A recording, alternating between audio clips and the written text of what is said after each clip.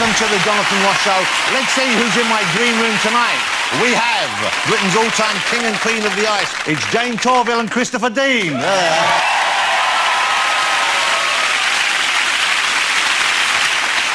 We also have one of the greats of British comedy, a writer, actor, presenter. It's the one and only Griff Rhys Jones, ladies and gentlemen. There he is. Who doesn't love Griff? She's one of the most admired women in British business, and not only for her acumen, but also her bravery, because she's seen Sir Alan Sugar without his makeup on. It is the fabulous Karren Brady, ladies and gentlemen.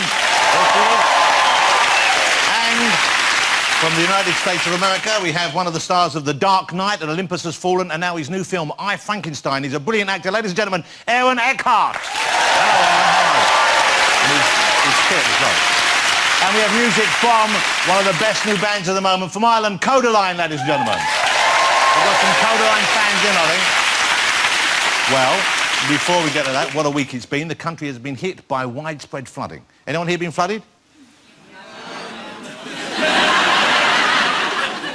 But the Met Office has provided the official explanation. They said it isn't just the weather, it's the overspill from the new series of Splash.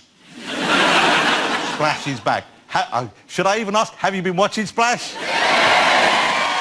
My favourite is Gemma Collins from Towie. Well, she's gone out now, but she did better than Joey Essex did last year. If you remember, on his first dive, he got lost on the way down. Celebrity Big Brother's also back. This series has more Who's in it than the Doctor's 50th anniversary show. If you haven't seen the lineup, it's basically all the celebrities who've got verrucas and couldn't do Splash. You've got Lee from Blue, there's Dappy, there's Jim Davidson. It's the only house in the UK that people want to see flooded. Although I'm watching it, I'm enjoying it. There's one contestant on there, though, I cannot bring myself to vote for. Lionel Blair. No, I still have not forgiven him for taking us to war with Iraq, so he will not be getting... Did you read this? David Cameron's hairdresser has been awarded an MBE for services to hairdressing. Okay? Look at that face, right? Which you can't look at too long. It's like the sun, it will burn itself in your... And look at that hair, he's been given a award for that. I mean, his hair's all right, but it's hardly the Rachel Flick from Friends, is it? But in these tough times, I don't think... Do you think the Prime Minister... I mean, he can pay who he wants, but do you think he should be showing off that he's paying for a celebrity hairdresser? While he's putting the country through austerity, he should be setting an example to save money. Some MPs, I believe, now cut their own hair. And that's the kind of thing, I think, that shows commitment. Look at that. He didn't even buy scissors, he used a knife and fork. Shall I get my first guest out, ladies and gentlemen? He's a proud Welshman, so proud he outed himself long before being Welsh was even fashionable. It is Griff Rhys Jones.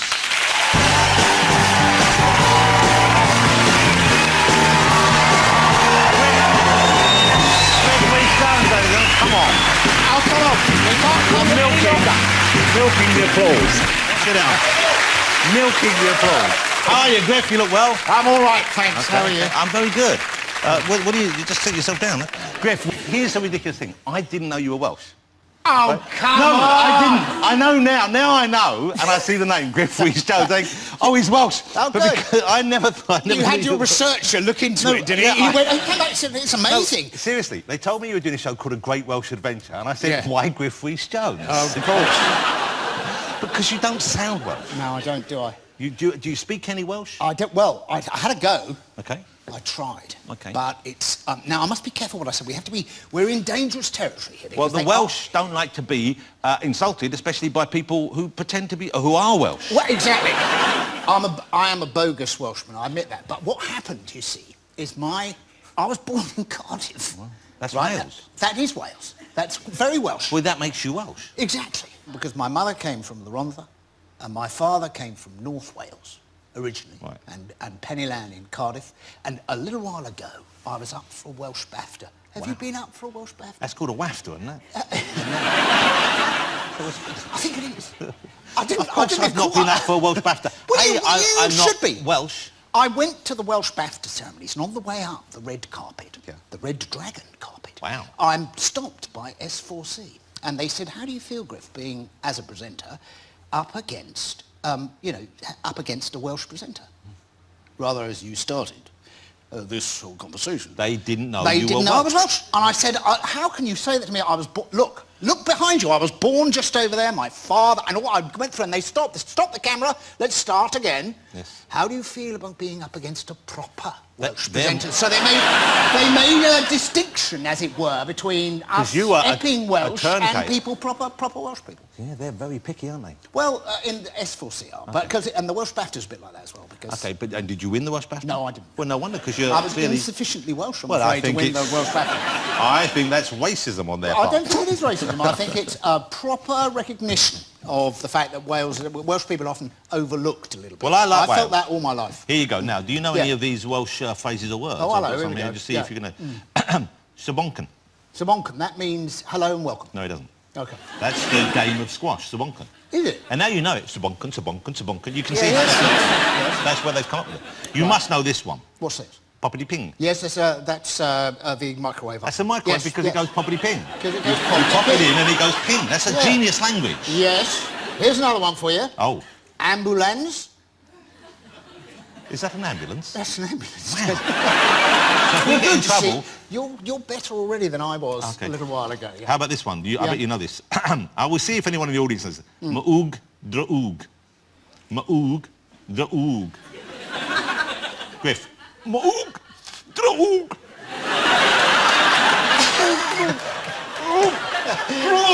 It's snot. No. No. It's the cannabis cigarettes. It's the Is cannabis it? cigarettes. The marijuana cigarettes. No wonder I didn't get one the whole time I was there. I kept asking for a snot, please.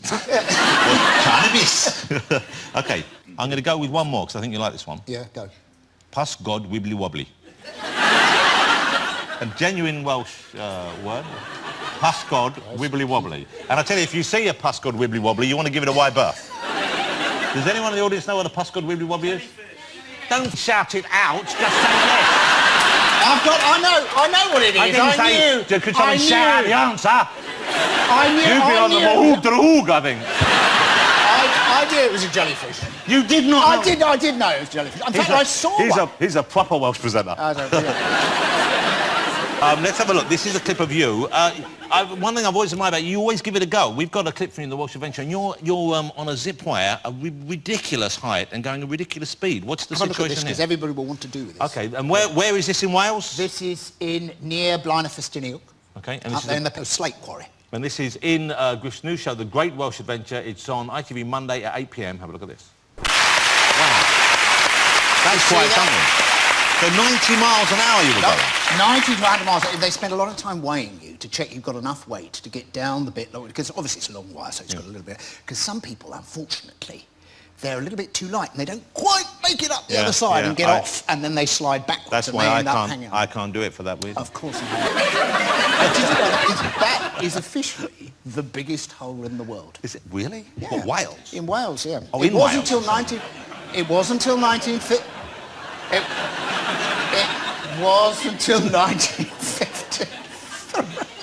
I have to go back to Wales. I don't understand why you're being so rude about I'm it. not being rude about Wales. I loved Wales, and Wales altogether, the whole programme, taught me Pro-Wales.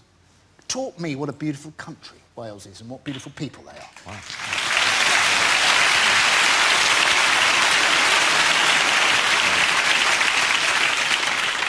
Pockety ping. Okay.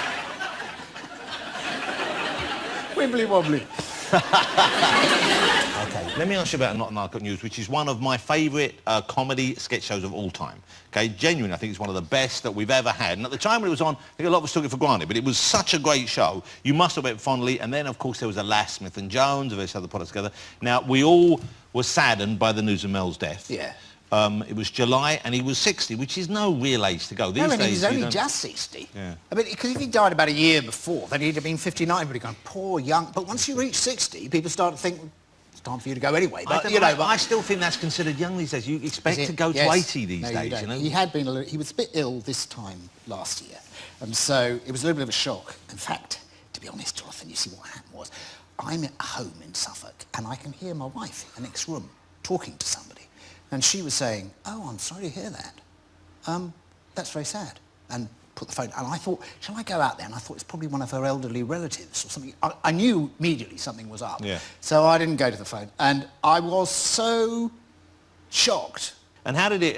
when did it kind of feel real to you? Was It didn't for a long time. But apart from anything else, you feel a lot of unfinished business going on. And also, like, you know, I don't know, we hadn't worked together for about 5 years in any long detail. We did a show for BBC One and he came in and did a bit on that.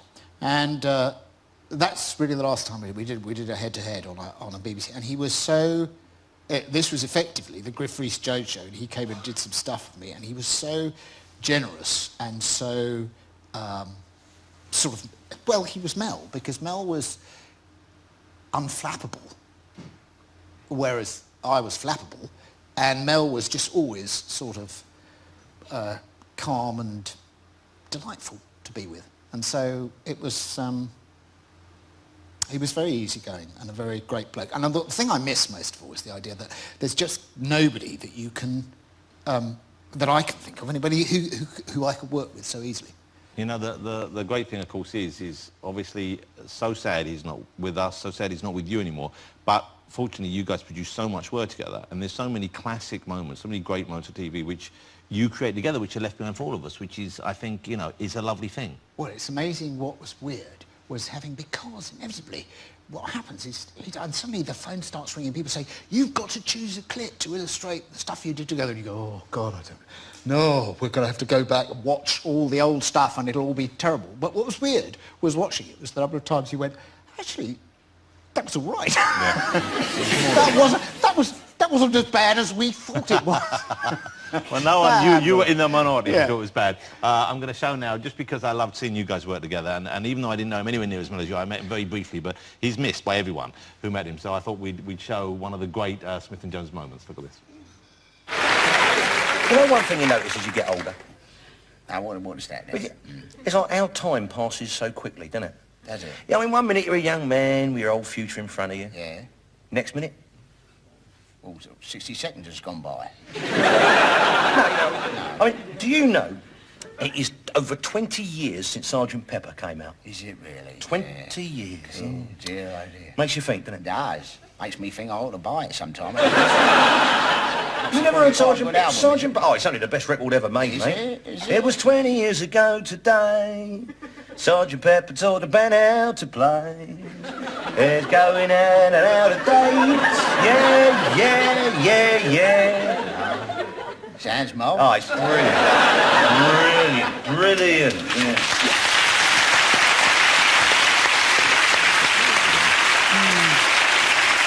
Great Mel Smith, there with the great Griff Rhys. And thank you for talking about Mel, because I know it's not necessarily always the easiest thing to do to talk about someone who's gone, but it's lovely to hear you say such nice things. Ladies and gentlemen, I think you'll agree, a lovely guest, despite the fact that he's still pretending to be Welsh. The fabulous Mr. Griff Rhys Jones, ladies and gentlemen.